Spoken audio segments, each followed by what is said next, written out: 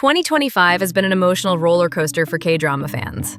We've cried, laughed, screamed at plot twists, and questioned our life choices over fictional characters again. But with so many new dramas dropping across Netflix, Disney Plus, and Prime, it's hard to know where to start.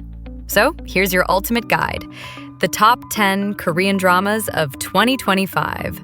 Korean dramas are not slowing down in 2025. They're getting sharper, bolder, and way more addictive, from dark thrillers to chaotic romances. Here are 10 Korean series that made the biggest mark this year. Whether you've seen them or not, let's count down the ones you shouldn't miss. At number 10, A Good Boy. A sports action hybrid that hits like a punch and lands with heart, Good Boy throws athletes into a law enforcement task force and somehow makes judo meet street justice a thing. It's chaotic, creative, and absolutely unafraid to go full action movie mode when it wants. Park Bigum ditches the nice guy look here, trading charm for bruises, and pulls it off. The chemistry between the Olympic Avengers sells the whole premise, and the direction keeps things fast, fiery, and fun.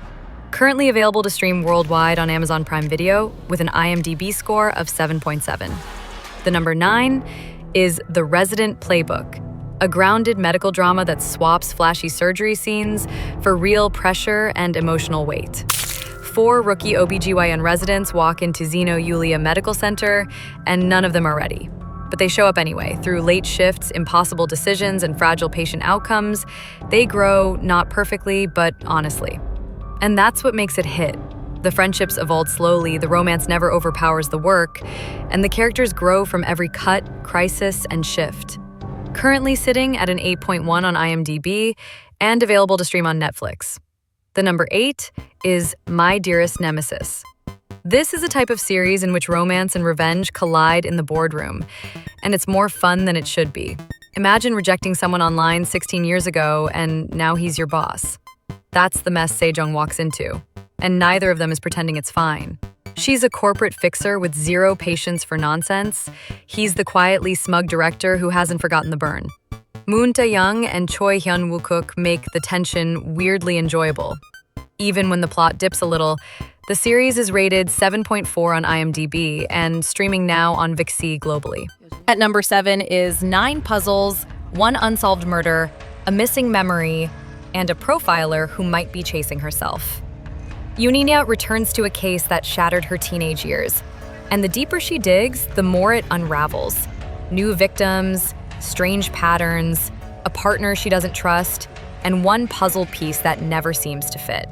The show's gripping pace, surreal visuals, and cold case tension build a world that keeps you doubting everyone. Kim Dami and Son Soo deliver a quietly electric dynamic that only deepens the mystery. Rated 7.8 on IMDb and streaming exclusively on Disney Plus.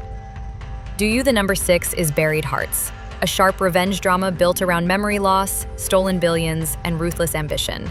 Seo Dogju was a brilliant corporate strategist until one decision wiped his memory and set off a chain of betrayals. As he rebuilds his identity, he's drawn deeper into a ruthless power war inside the Decent group, where no one plays fair and nothing is as it seems. The directing leans hard into flashbacks and tension, while Park Hyung-sik's performance, cold, confused, then fierce, is a highlight worth talking about. With an IMDb score of 7.5, it's streaming now on Disney Plus.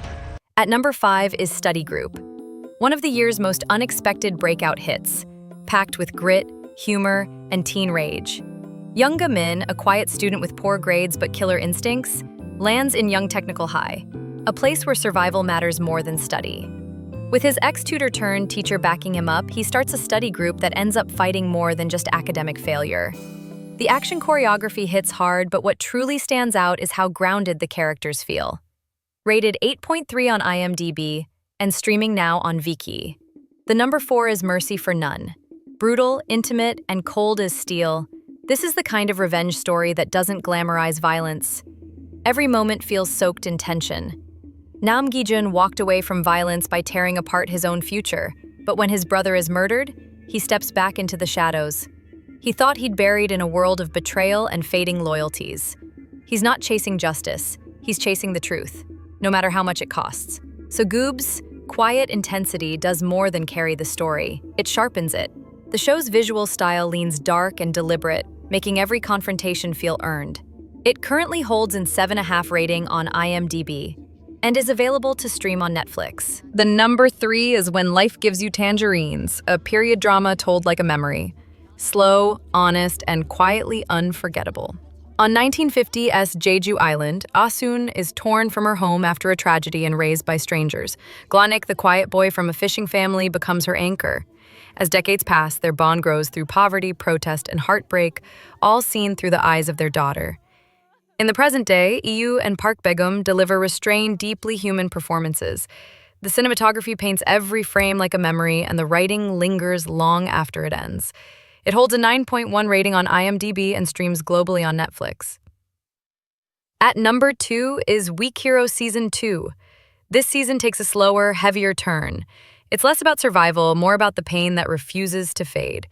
On transfers to Yanggahai after what happened to Soho. He's quieter, now withdrawn, trying to keep his distance, but the school isn't quiet.